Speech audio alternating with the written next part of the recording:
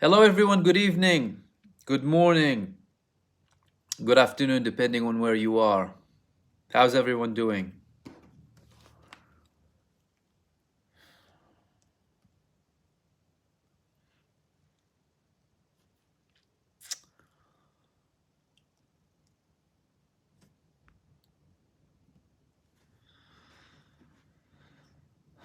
All good with the audio?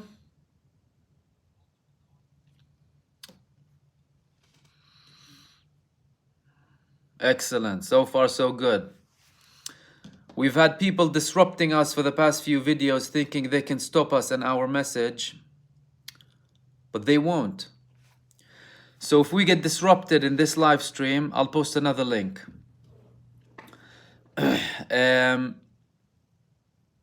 Excellent. So if we have any problems in the audio at any point, just let me know and we will take it from there. So what I want to talk about really, and I'll get to your questions, I won't be too long on you. And greetings to everyone joining us. Middle East Eye, they published a report a few days ago that really shows the level of moral deprivation that the British government has and its arms. Now we all know how the British government supports this genocidal satanic death cult, and how they have military relations as well, but also the MI5. And the funny thing is, they're targeting people. So they published a story about a British Palestinian in Gaza, stuck with his family, young family. They have children aged 7, 4, and an infant, 1-year-old. They've been asking the Foreign Office to help them out. Delayed. And people contacted me here in Britain about some people stuck. And obviously, we're limited here in what we can do. We cannot do. You have to deal with the authorities, right? Anyway, he gets a message from the MI5 telling him that, oh, work with us. We'll help you get out. So he started a case here in the UK, and he remained anonymous. But they're taking his case on board. Apparently, at one point, imagine what the Foreign Office did. They told him, we can let your children out, but not you and your wife. Imagine these people. We can let your children age 7, 4, and 1 leave Gaza, but not you and your wife. Imagine the level of moral deprivation that we have here, which is just shameful, really. And I shared this I shared these news a couple of days ago in one of my live streams. It's just important to highlight the level of complicity here. People capitalizing on people's misery to try and make them work with them. Imagine that. And this was the main subject that I want to talk to you about. Obviously, I had another video that you can watch after this live stream about the latest updates from the ground. And as usual, because this live stream is for you, we'll start going through your comments and messages and discuss everything with you. Please try and keep it as much as possible to the relevant subjects that we usually kind of talk about. Obviously, can feel free to go out of it sometimes, fine. But we want to try and stick to kind of the subjects that we typically generally talk about. And thanks to our moderators for tonight, Kay and Violet, who volunteered to moderate. Thank you very much. Your work is very much appreciated. Let me head back to the initial comments from the beginning. Obviously, hello and good evening and good morning to all of you, and wassalamu alaikum to everyone. Much love to all of you. Let's start with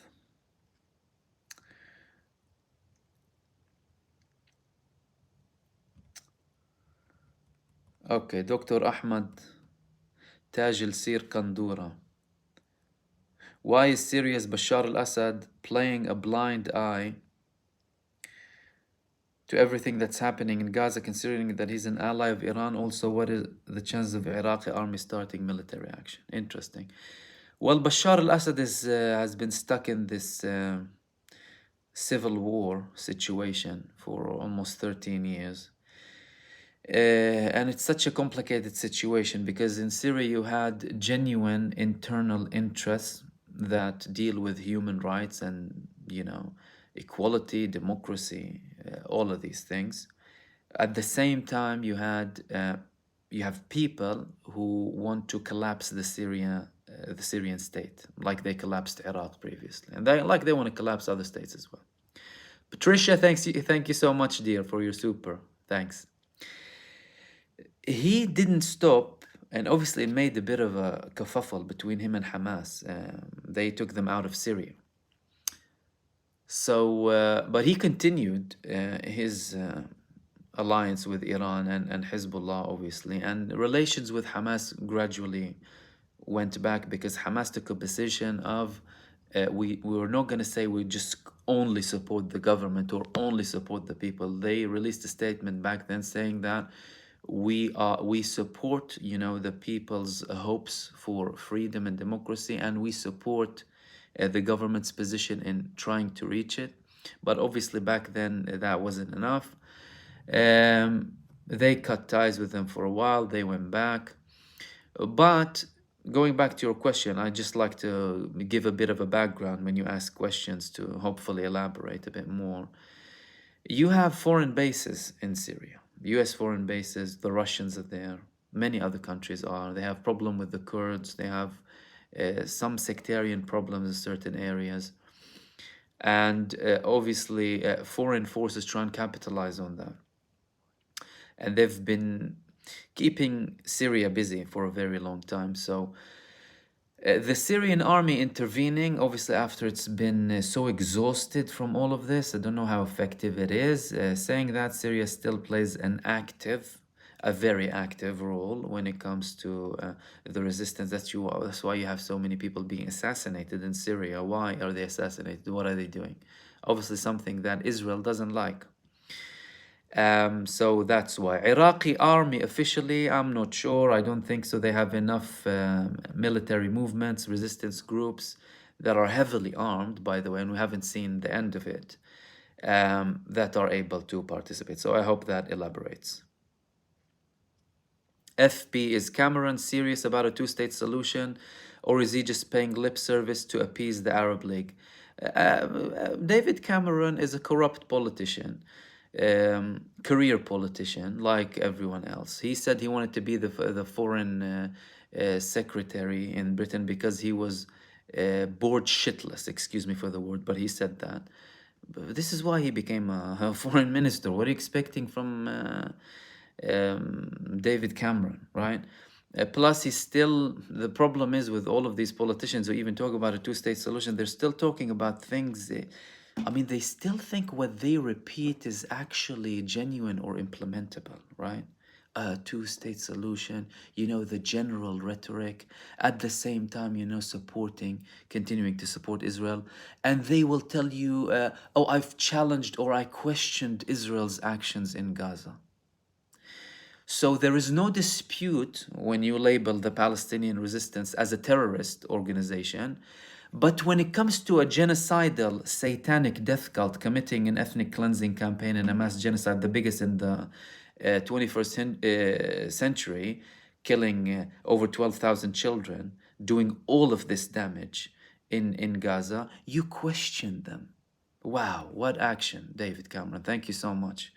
We don't want your lips. I want you to cut ties, take more serious action against them, and do something that we will see being implemented on the ground to stop this massacre. That's the priority. You know what? Don't give me a solution. I'm not waiting for a solution from David Cameron. What we need from people in power, just use your power to stop the genocide. Don't talk to me about a two-state solution. Don't talk to me about anything. Just use your power, and you have power, and you can do certain things, okay? You're in a position of power.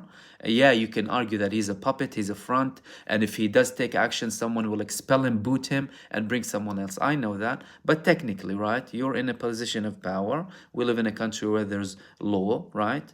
And if you make a decision, people will need to follow suit, right? You're a decision maker. Use what's within your power to stop this genocide and punish the culprits. That's the priority. Don't tell me about a two-state solution and all of this nonsense. They're just paying lip service and rubbish, basically.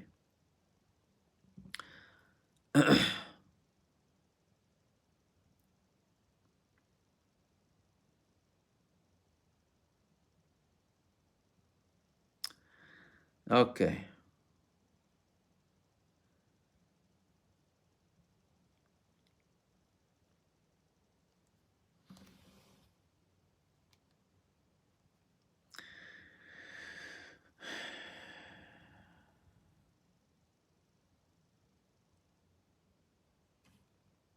Let's go to the next question following this. Sorry, I just need to reach the top and go back. Following on.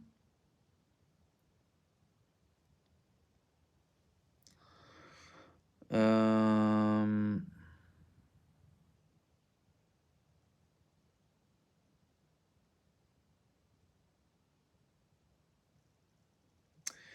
Sheila Radler.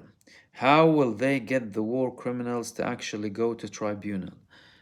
They won't unless they enforce action. So to take someone to tribunal, he needs to be in, there needs to be an enforceable position to take him to tribunal. So how did previous people go to tribunals? When they were in a weaker position, not when they were in a powerful position.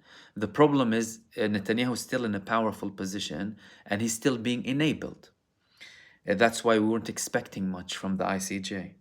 The question is how you take that power away from him and from this whole systematic genocidal state, by the way. You're not just talking about Benjamin Netanyahu. So many people are responsible here, including the enablers.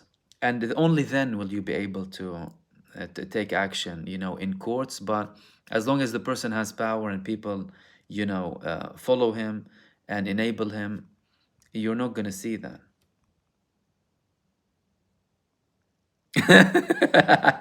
Damn tears. What's your view regarding diaper shortages in 2024 if this continues? Well, they're begging China to mass produce 1.5 million diapers for 2025 if this continues. Just kidding, obviously.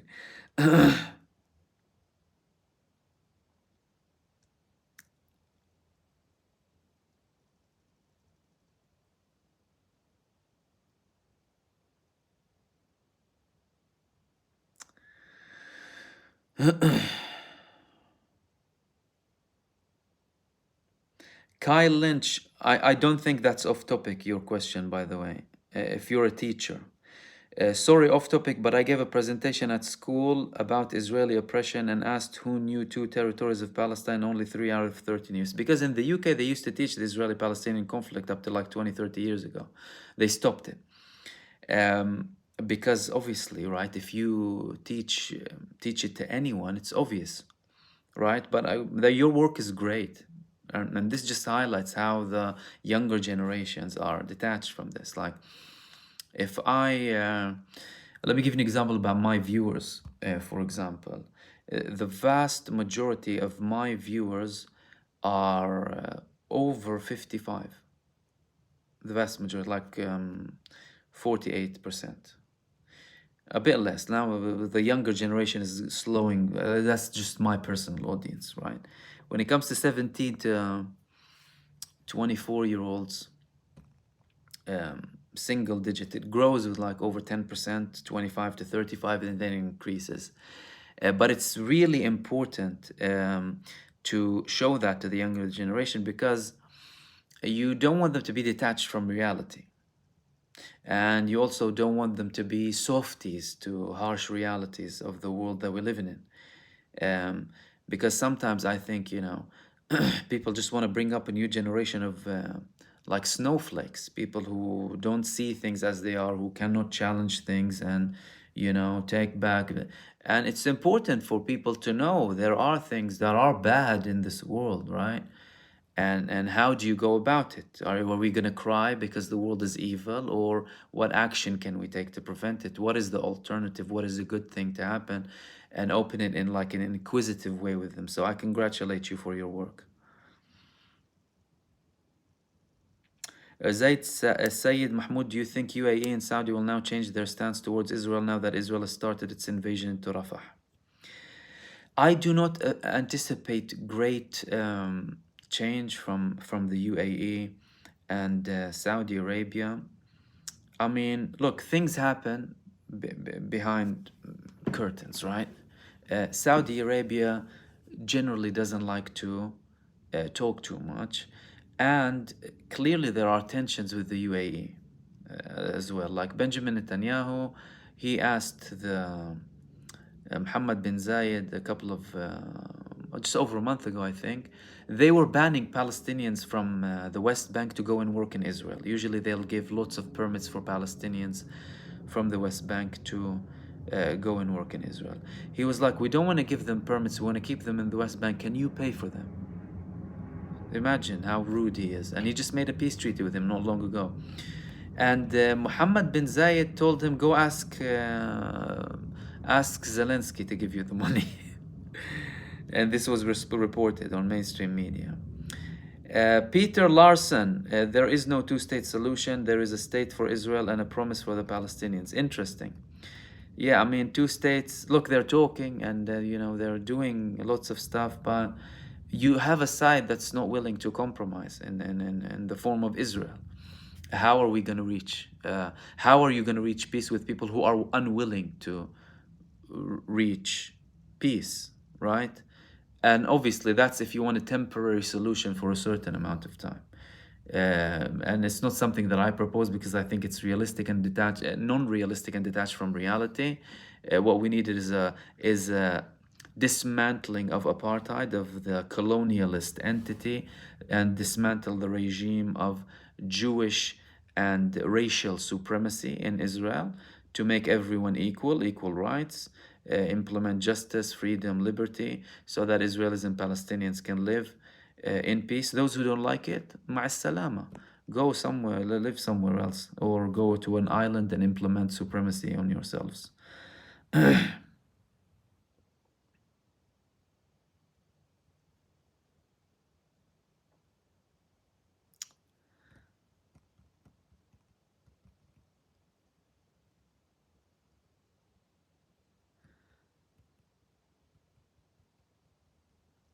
Muhammad Bulesh says, Salam Mahmoud, I appreciate your stream. Welcome. Arabi, do you have good hackers? Why is there no cyber attacks to penalize death cult state? There are many cyber attacks on Israel, but they don't show it to you on mainstream media. We see Israeli channels.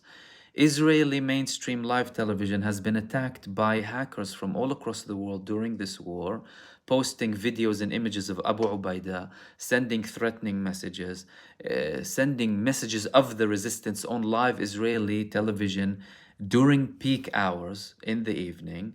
We see these things on social media, on Telegram. They quickly delete it. They don't post it too much because they don't want to give it the attention. They don't want to scare people off. But that happens a lot of time, by the way. And clearly, even if you talk about the resistance, they like from Gaza, they sent mass messages, mass text to Israelis, for example. They do things against their media. They do things against essential things in Israel. There is activity, but you obviously don't see a lot of it.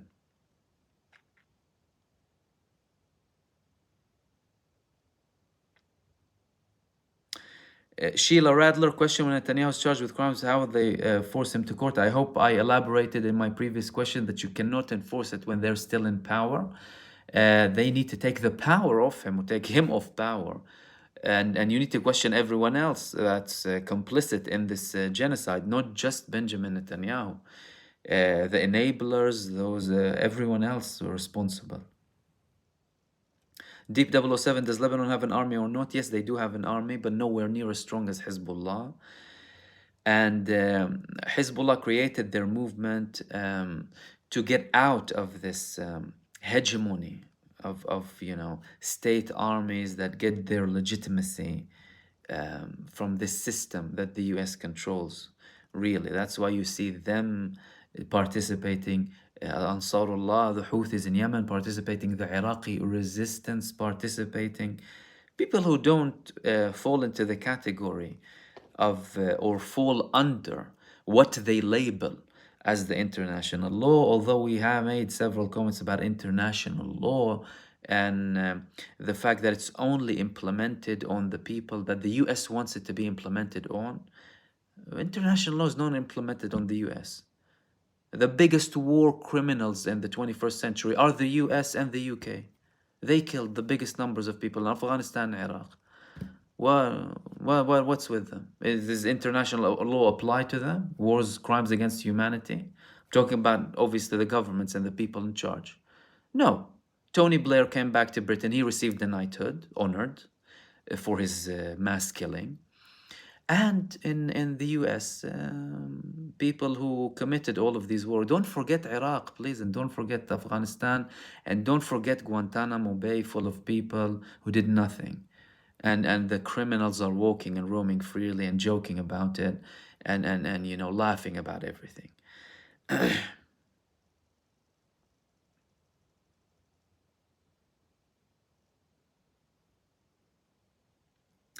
Abdus Salam Ibrahim, why some Western nations hiding their complicity in this Gaza genocide? Because some of them are not hiding, some of them are not hiding, but they're hiding it more now because, it's indefensible. I mean, how can you defend Israel now? You're talking about pure evil in action. How can someone defend pure evil in action like that? You need to be completely morally deprived. You need to be an immoral person who has something wrong in his soul, let alone his morals, to support such a thing. And now I know there are people like that on earth, evil individuals with demonic spirits, if you may, as well.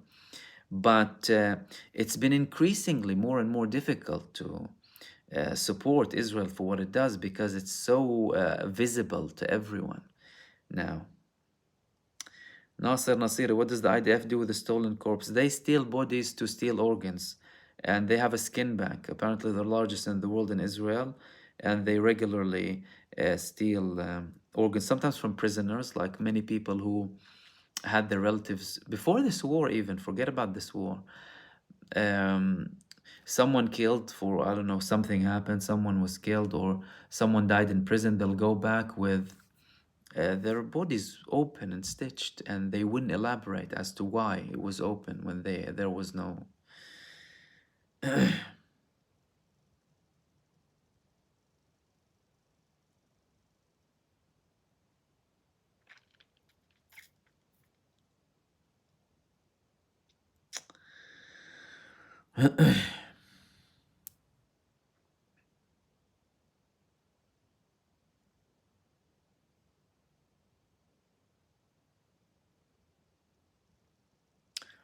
Zach, what are your thoughts on the former Secretary of State dancing with Israeli soldiers? Do none of the high-ups have any respect? No, of course. No, no. Again, they're shameless, these people. And it's just, we've lived in a festival of hypocrisy since this genocide began. They have all of these arguments ready for you whenever a Palestinian throws a stone on Israel. Yet when Israel lands 50,000 tons of TNT, over 4 times the level and magnitude of what was landed on Hiroshima and Nagasaki, they'll just question them. Was it necessary, right? This is what they'll do. This is the world that we live in, and we're here to expose these things and obviously speak up about them. Ian Watson, what do you think of the anti-Semitism issue being ramped up in the USA and the UK? The anti-Semitism, number one, I disagree with the term. The term is maliciously intended to be anti-Semitism. What do you mean anti-Semitism? I'm a Semite. Benjamin Milekovsky and everyone coming from Poland and Belarus, are these Semites? I'm a Semite, my friend. I was born in Palestine. Palestinians, Lebanese, Jordanians, this region, that's Semitism. And the Jews who are living there. But they created this term in the beginning of the 20th century following Zionism, to tie Judaism to a race. Judaism is not tied to a race. Judaism is a religion. It's not a race. Judaism is a thing. Israel is something else. If you have a problem with Jewish people, you're a racist and you're anti-Jewish and you're a morally deprived person if you have a problem with someone because of their religion. But being anti-Zionist, anti-Israel, that's why they labeled it to make any criticism of Israel criticism of the Jewish people. Malicious by intent, weaponized to the high heavens, and it's not what it's shown to be. Like when people talk to you about anti-Semitism, you mean more anti-Israeli sentiment. You mean more anti-Zionist sentiment. Now they will refer to it, for example, if God forbid, a synagogue is attacked or a Jewish person is attacked for his identity, which are obviously awful things that we will always reject and always reject. Anyone being targeted for their identity, for their religious, racial identity. Obviously, who can defend such a thing? However, look in Britain, for example. They've been talking about anti-Semitism since this genocide began. You're not defending the Jewish community. You're a liar. You're defending the Zionist genocide supporters. That's who you're defending. You're not going to fool me by telling me anti-Semitism or scare me for 1 second. Dude, I have Jewish friends who hate Israel way more than any person on earth. Jewish people in the US and in the UK, they despise this Zionist entity. Don't tell me anti-Semitism. This has been milked to a level where people now are ridiculing the term. And think about it for a second. The IHRA, International Holocaust Memorial Institution. Oh, sorry if I misspelled it. Their definition of anti-Semitism, 14 lines, 7 of which relate to Israel. What does Israel have to do with Judaism? It's like me saying, if you criticize Saudi Arabia, you're against Islam. No, I'm not against Islam. Even if they talk on behalf of Islam and even if they have an Islamic flag, I oppose some of the things they do. I'm not against Islam, right? Similarly with Israel, I will oppose them every single time that they do something wrong. That's a political opposition. That's an idea, a viewpoint, okay? And then they come and tell you anti-Semitism. So they're milking it, they're weaponizing it, and they do it deliberately to psychologically instill fear in your brain to think that, oh my God, if I'm going to criticize Israel, I'm against the Jewish people. No, we're not criticizing Jewish people. And we don't have a problem with the Jewish people having a country. We don't have a problem with Judaism. We don't have a problem with any of that. We have a problem with this satanic death cult. That's what we have a problem with. We have a problem with supremacy. We have a problem with racial supremacy. We have a problem with occupation. We have a problem with oppression. We have a problem with ethnic cleansing. We have a problem with all of these things. So don't no one come and tell me when Israel does all of that. And they boast that they're doing it in the name of Judaism, by the way. If you should be blaming anyone for sparking up anti-Semitism, go speak with Bibi Netanyahu and with Israel. They are the worst thing that happened to Jewish people in history. Israel as a country, the worst thing that happened to Jewish people, because they talk on their behalf, they act as if they're representatives, they're keen on their interpretation, and some people here sell it. Go and ask them, are you a Zionist or not? The people who constantly repeat this, man. They'll tell you they're Zionists. Basic, simple. So they're losing the argument even when it comes to anti-Semitism. And our position is very clear. We are people who call for universal human rights, equality for everyone, equality for Jewish people, Christians, Muslims, non-religious people, atheists, equality in rights for everyone. But no one will scare us off under any label of criticizing this genocide, this barbarism, whoever commits it and whoever supports it.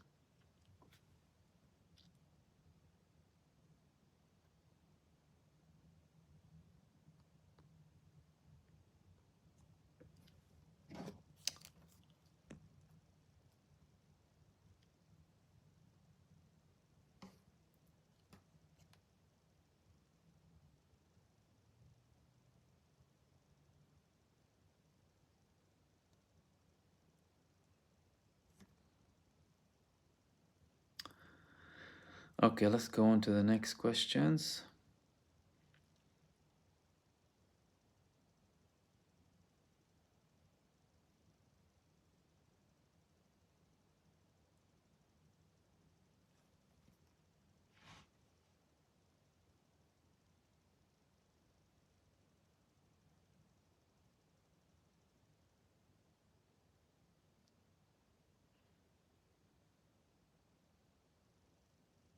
Esdras Santos, thank you so much.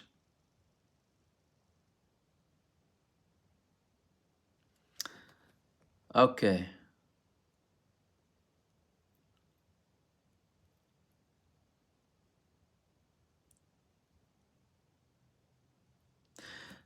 Winter is asking how it's best to help Palestinians. Are there any charities you recommend? Many people ask this question.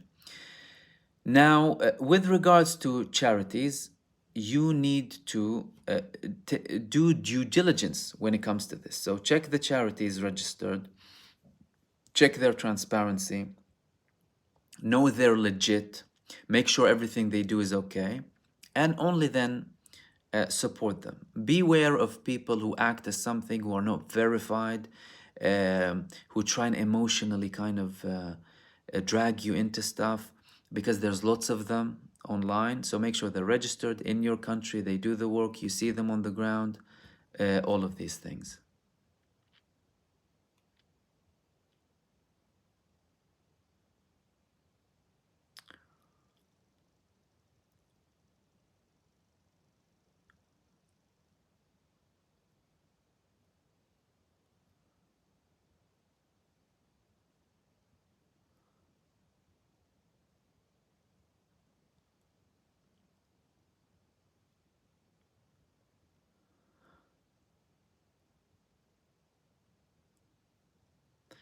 Oceana, if they had any God consciousness, they wouldn't be committing such heinous crimes, of course.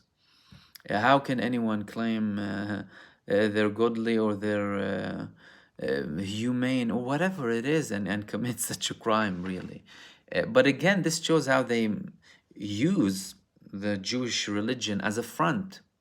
That's why you see many of the Orthodox Jewish community, they oppose them massively in Israel and outside of it. And obviously many secular Jewish people, traditional Jewish people, but they obviously don't want to show these people, right? Many Israelis who were Zionist and who were in the country, they became, vocal people against Israel. But it's as if they don't exist to the Israeli society, because the Israeli society is a heavily manipulated society, indoctrinated from birth about all of this facade pseudo narrative, how I call it.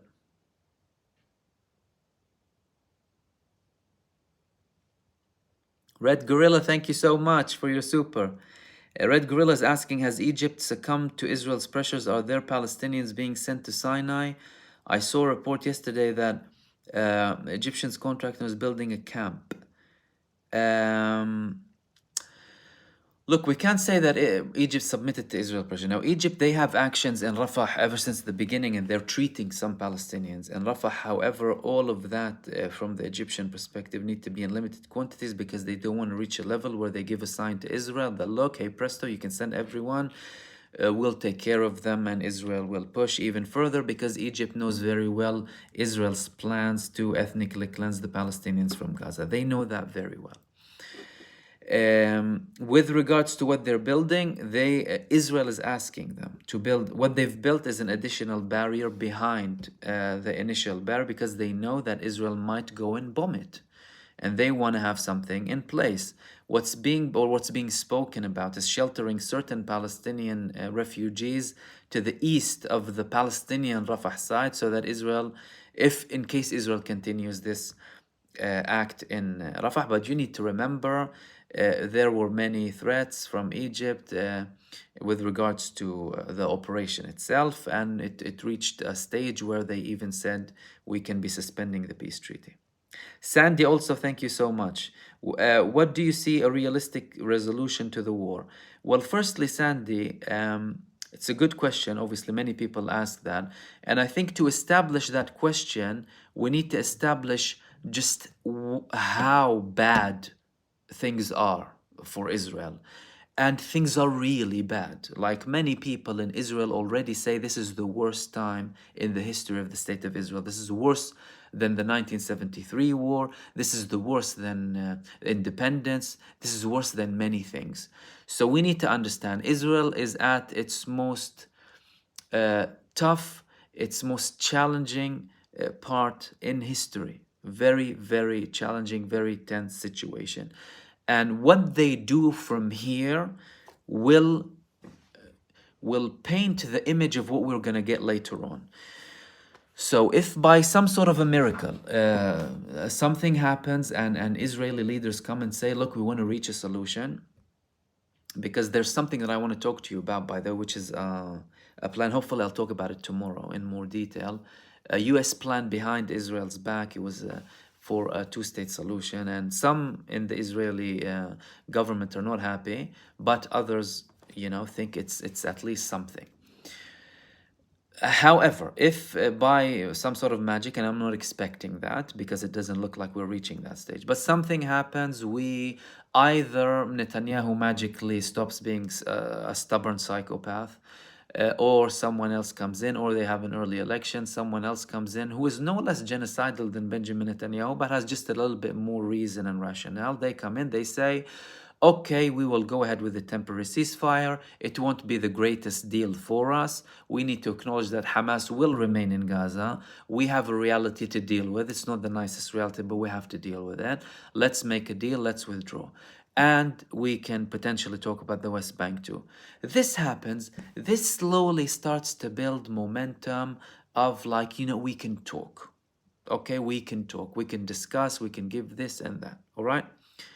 However, that's not very likely, because it starts obviously with negotiations here and there, then more peace talks, then we can reach a solution. Although you know my opinion about the two-state solution. However, it's a proposition, right?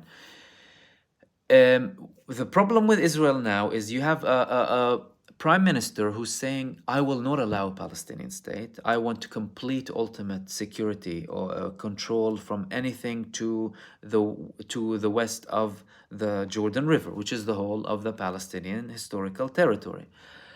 When you have opposition leaders in Israel saying that we won't agree to a Palestinian state, what are we talking about, really? An ongoing conflict. So in short, really, I mean, either we have an ongoing conflict, an ongoing war, and then something big happens after this ongoing conflict, and either Israel eventually wins, or the Palestinians eventually win and impose more things on the other side. Or we see a potential deal, temporary ceasefire, but an ongoing conflict in the background, similar to how we had throughout all of history, rather than the past 20 years. Escalation, war, ceasefire, deal. This is how it's been with Gaza, and this is what's most likely to happen. I mean, but based on what's happening recently, look, there was hope when we reached the temporary ceasefire that, okay, let's hope it extends. Clearly, that's not the case. Israel had the option to. You need to understand that Israel had the option to continue the ceasefire. They broke the ceasefire, signed by the Israeli Defense Minister, Yoav Gallant. He went and signed breaking the ceasefire and continuing the war. People need to remember that. Hamas obviously proposed will continue, but Israel, no, they wanted to continue this war. Lots of it is down to Benjamin Netanyahu. Many in Israel realize that. Many in the government realize that. Many in the war cabinet realize that. That's why they have peak tensions now, like I discussed in the other video. From what we're seeing now, these people are just moving from escalation to escalation, and we might see even further escalation. Let's try and take the last few questions.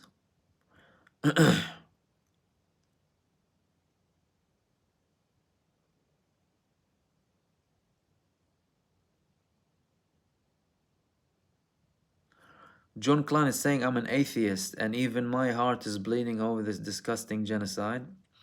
Look, you don't have to, obviously each to their own when it comes to religion, and beliefs. Obviously, people are free to believe as they wish, including yourself, but you don't have to be a believer in certain things religiously to to realize that what's happening is wrong.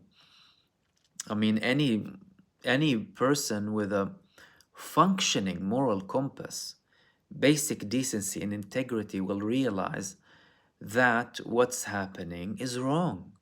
And that's why we always repeat, I personally always repeat, that it's not a religious war. Some people want to make it a religious war because this is how they thrive, on division, not bringing people together. Okay? It's not a religious war, I'm afraid. It's a war between people who have certain political objectives, views of supremacy against other people who are oppressed. If you implement equality politically, give people their rights, have universal human rights in that part of the world, well, who would have a problem? Right? So I'm not surprised, and it's great that you're seeing it as it is.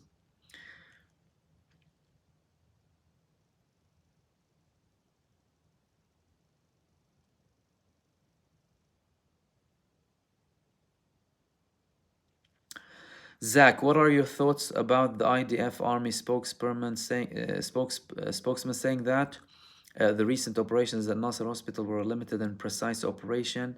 Did the Americans scare them into speaking differently? Look, clearly, the Americans are not scaring them. I mean, Netanyahu is pushing all the boundaries with the US, which is the biggest ally, biggest supporter of Israel militarily, financially, politically, diplomatically.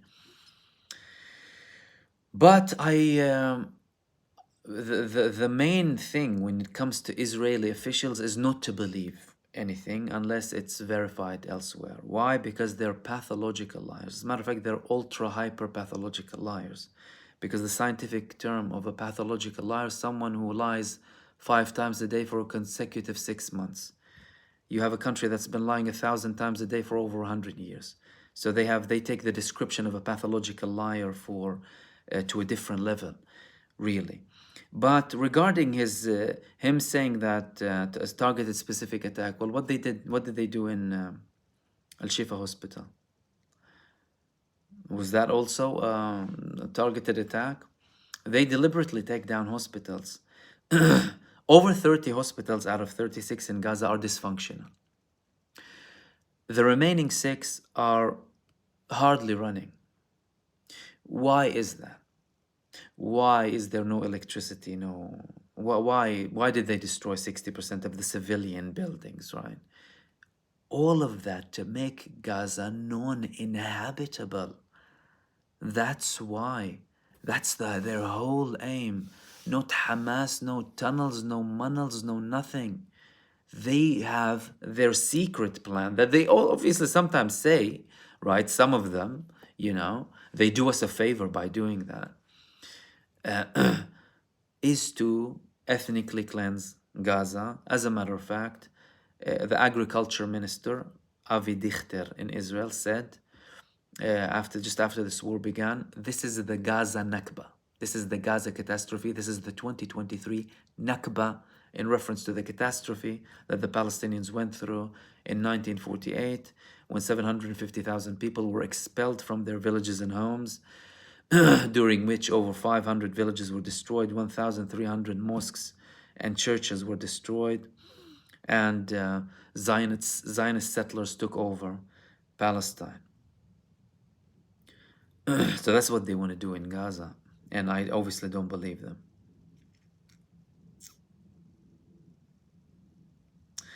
A doctor was shot, Kofi says, a doctor was shot in Nasser hospital. He was stretcher saying he didn't want to leave. Yeah, these people are brave because they want to treat the patients. Israel wants to put pressure on them not to treat patients so that people can die. But they resist. And I spoke about Al-Shifa hospital manager. Israel broke his arms, tortured him, and tried to force him to say that Hamas was running Al-Shifa as a military base. And he refused as well. Because these people are brave and they know what it means when you submit. It means more people die and they suffer for it. And may Allah subhanahu wa ta'ala reward them and all of the Palestinian people and everyone standing with the Palestinian people. The best of the best, really, for going through this.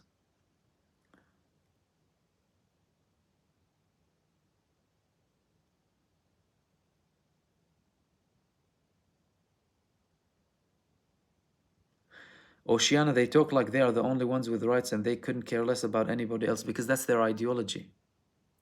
That's their ideology. If someone tells you I'm the chosen one, well, what do you mean? Chosen based on what? How beautiful you are? You're ugly as hell, right? But this is their ideology. They believe that they are superior to other people and other people are below them, subjects to them, and are there to serve them. Twisted ideology. And they don't see anyone else. They see America as a servant to them, right? Everyone else.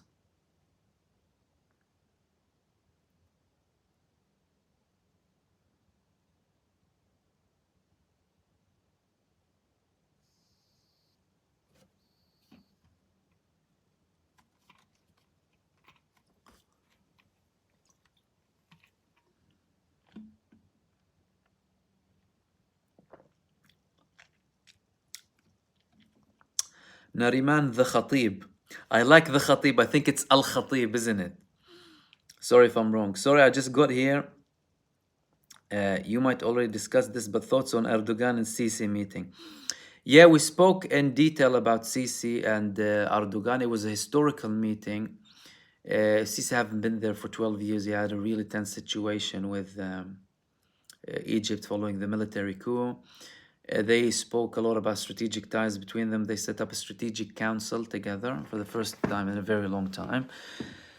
And Erdogan, before he left, he obviously spoke that his main aim is Gaza. What they didn't talk about in the press statement is something they are already established beforehand, which is more military ties. So Egypt supplied them with their most advanced UAVs so far, and it's looking like they're deepening the ties. And obviously the timing of this meeting is very crucial, just before what's happening in Rafah. So I hope that elaborates. Robert Williams, my favorite streamer. Thank you. Thank you so much. Thank you all, obviously, for joining in. I love talking to you.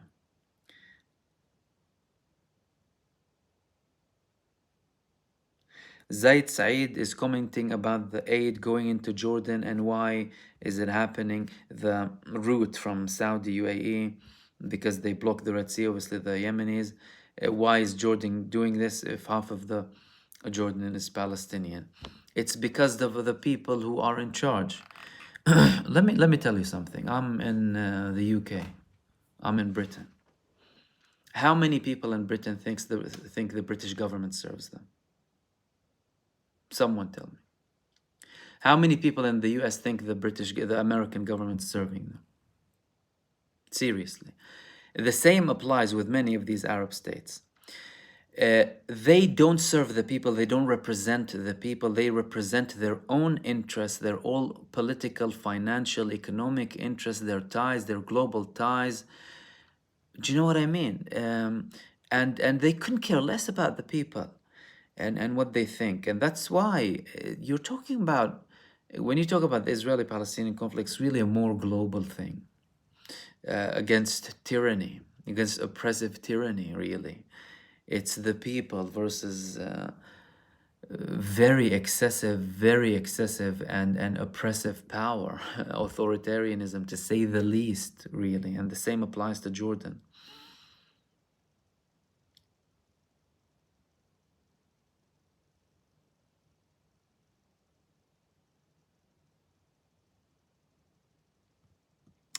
XO1ZU, salam alaikum. We have our congressman coming to our masjid to meet with the community. Any advice on what to say to him? That's in the US. Well, I obviously don't know which congressman you're talking about, but when it comes to the congressman, I would obviously review what he's done previously, take what he's done previously, see what his view was on this genocide in the beginning and later on, um, what his plans are. But there needs to be obviously see actions, not just words, lip service, because everyone wants to please every community now, right? They want to promise everyone everything before they U-turn on everything.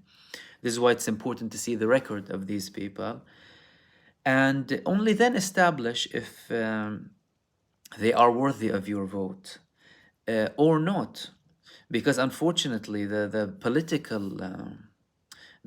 whole political system is corrupt, like in the US and in the UK. This two-party system is corruption, really. The decision is made, these people act as puppets, you don't really have power to the people.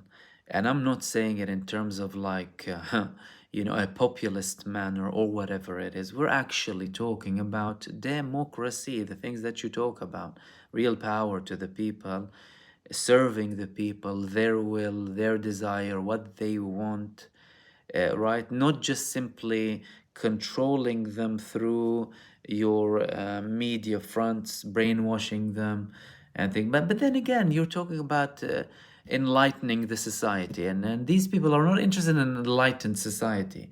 They're interested in a dumb society, an apathetic society, a scared society, and this is what they actively do. So I'd do these things if I were you. Obviously, this is my tip.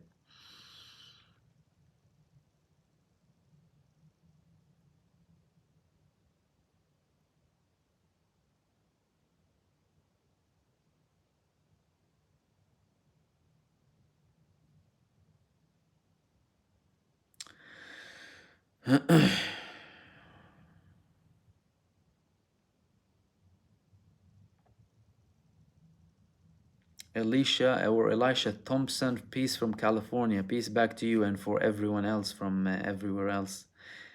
Just looking for, thank you for all of your comments. I'm just looking for the questions really before we wrap up.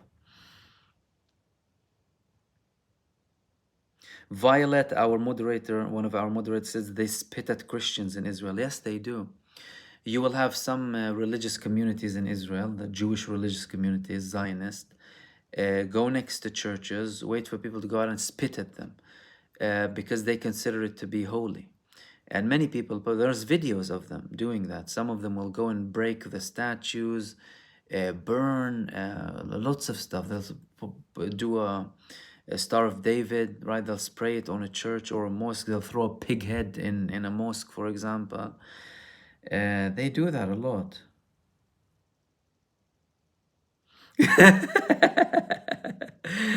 Asking Deep 007 asking Hamas to surrender is like asking Biden to run up the stairs. So true. Oh my god. I can't hold myself when you talk about Biden.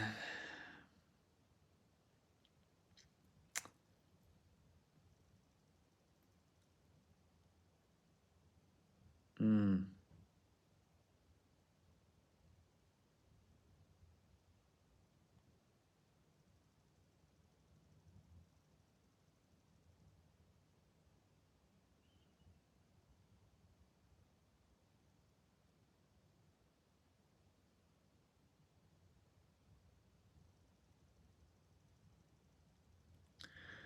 Okay, let me go through. Kerry, so they got the hostages then? No, not yet. Sam is asking how long they can afford to continue Israel's genocide in Gaza, and how long do you think the conflict will last? Again, it's tough to pinpoint. Like in terms of money, they have the funding, they have extensions, obviously globally, mainly the US, and the US prints money as much as it wants. It's looking like it's going to be long, and the more time goes by, the more it looks like it will reach a stage or a point of potentially no return when it comes to this, because many Israelis are leaving Israel. Many liberal Israelis are leaving, and they have been for the past many years, like at least 30 years now, but now more and more leaving. More of this religious extremist, radical insanity death cult is still there.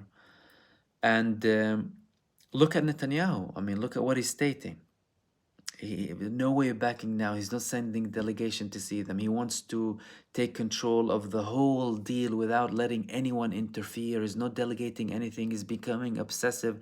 He's becoming like Hitler before his final days, not trusting anyone around him. It's not only that he's psychotic, now he's becoming paranoid. He doesn't trust Gantz, he hardly talks to him, doesn't trust Eisenkot. He didn't trust, what's his name, Yoav Gallant, and now he's not trusting the IDF chief, and now he's not even trusting the head of the Mossad, who's supposed to be directly linked to the Prime Minister office, is not trusting him. So he might take, but he's still the Prime Minister, technically. You can't just go and oust him like that, although many people are calling for elections. So where are we? Is he going to take Israel to? Oblivion. We're doomed, like, if this continues, like the previous head of the Mossad said.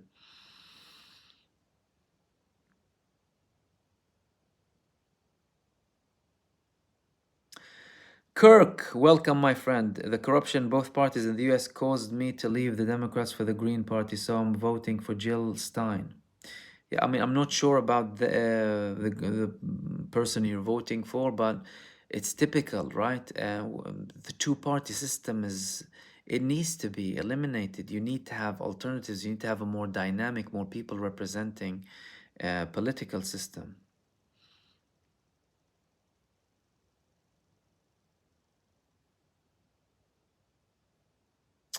Gully Berg asked a nice question. If China invades Taiwan, do you think the US will put their main focus on Taiwan and leave the Middle East? Think about it for a second. Good question, firstly. But if they're not controlling the situation fully in the Middle East, do you really think they will go and mess about with China directly? I mean, so far they've only tasted a little bit of what some of the resistance movements are capable of in the Middle East. You didn't have any strong state interference. Like Iran didn't step in as a state, Egypt didn't go in as a state, you didn't have any big intervention. Are you gonna go to China, to Taiwan, try and mess with China? And I'm not trying to justify whatever happening is in Taiwan or whatever, I'm not trying to justify any of that. I'm not informed to a level to comment on these things right now. But are you gonna go and mess with them there? When you're not really controlling things in the Middle East with people with flip-flops and AK-47s?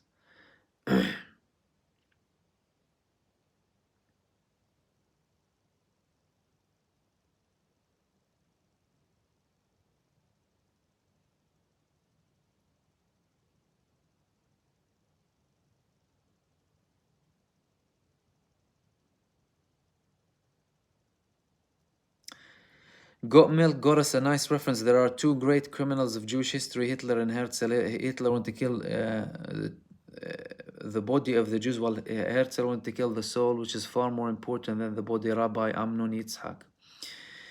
I mean, I'm not sure if I'm not familiar with the statements, but it's really interesting. And in effect, it's very true.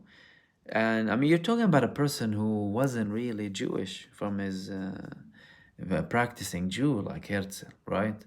Ben Gurion, the person who, the first prime minister, he was not, he was an atheist. But Netanyahu is an atheist.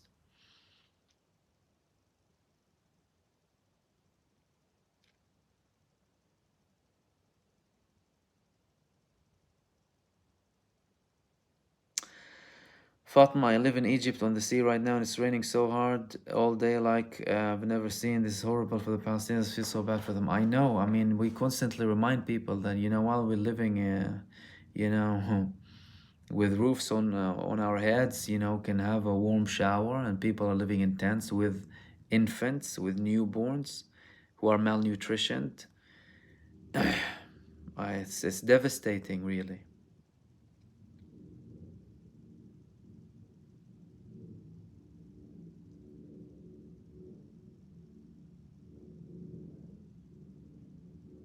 Oh, Nariman said, yes, it is Nariman Al Khatib. I knew that.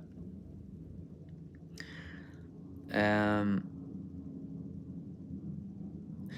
Deep 007, did Iron Dome fail again with Hezbollah rockets? Apparently, they intercepted some. We saw videos of them intercepting some, but Hezbollah are becoming increasingly more sophisticated. And with regards to the Iron Dome, is not great in short range. That's why Hezbollah are targeting also like nearby settlements, and like their Burkan, which can, with a warhead weighing up to half a ton, and this Falak, they are very, they're usually short and effective, and it's more difficult for the Iron Dome. But what we have seen is that from the videos that were published by Israel, at least today, this evening, with these missiles, is that Israel positioned the Iron Dome in a more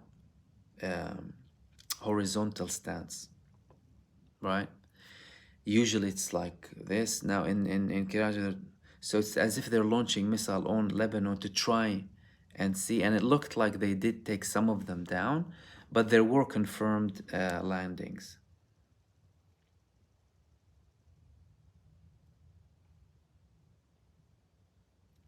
David Durrani, I've stopped calling Netanyahu Satanyahu because it's very offensive to Satan. Satan contacted me and asked me, when have I committed a genocide against you? Nice one.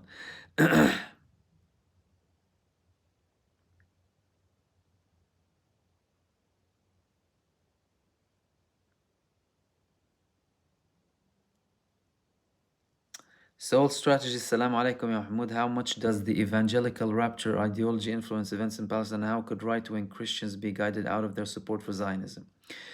Well, right-wing Christians, many of them don't support Zionism. Let's start with that. Firstly, so the notion that right-wing Christians in the US support Zionism isn't wholly true.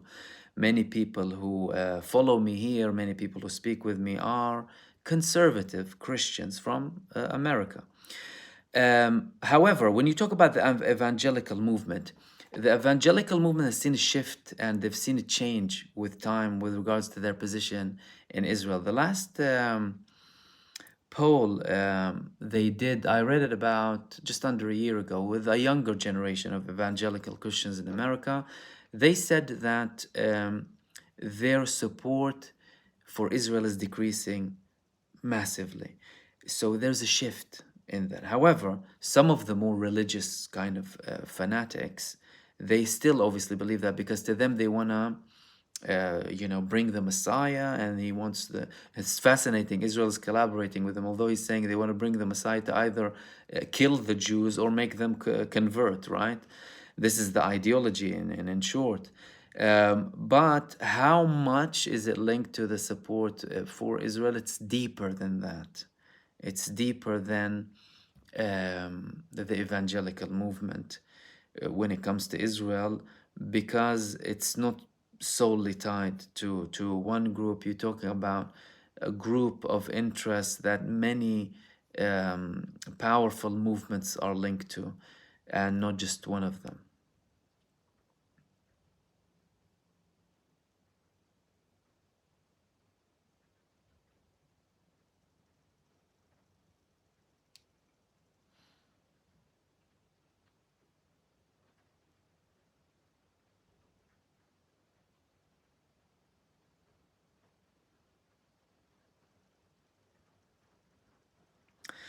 Okay, I'll finish up with Farhan Khalid's question. comment and question. The situation seems so hopeless. Sometimes I feel like giving up. How do you all find the strength to carry on? Well, look, I mean, firstly, you need to realize what's within your power. Do you have the power to change things altogether in this world? Do you have a hocus pocus stick to change stuff? No, you don't. Neither of us do. What powers do we have? We have power to change people's minds, make a shift in people's minds and thoughts and ideas. And it begins with that, because they could get away with this for so long because so many, including some of you, didn't know exactly what was happening. Obviously, Palestinians know what's happening when they live there. That's their history. Some people who are interested in the topic and who are like fighters for people's freedoms and rights and for the oppressed causes, they know. But you need to know what's within your power. And again, not expect immediate results, because typically as human beings, we always expect, things to end wonderfully, or we want things. It's not like that. We're here for a limited time, right, on Earth. I mean, how old do we get? Like, we get up to 80, 90 max, right? Generally speaking. That's like very insignificant when it comes to the course of, the world's history. Okay, it's something, but it's not that big. You just focus on what you can do, tick the boxes, and you leave the rest to the fate that is written, and that will happen. And we'll end it there, guys. Thank you so much for joining me for this live stream. I'll be here with you tomorrow as well. And enjoy the rest of your day, evening, night, depending on where you are. Thank you very much for participating. Thank you very much for the moderators, Violet and Kia. I'm sorry if I mispronounced the name. And I will hopefully see you soon tomorrow. And thanks again. Take care, guys. Bye.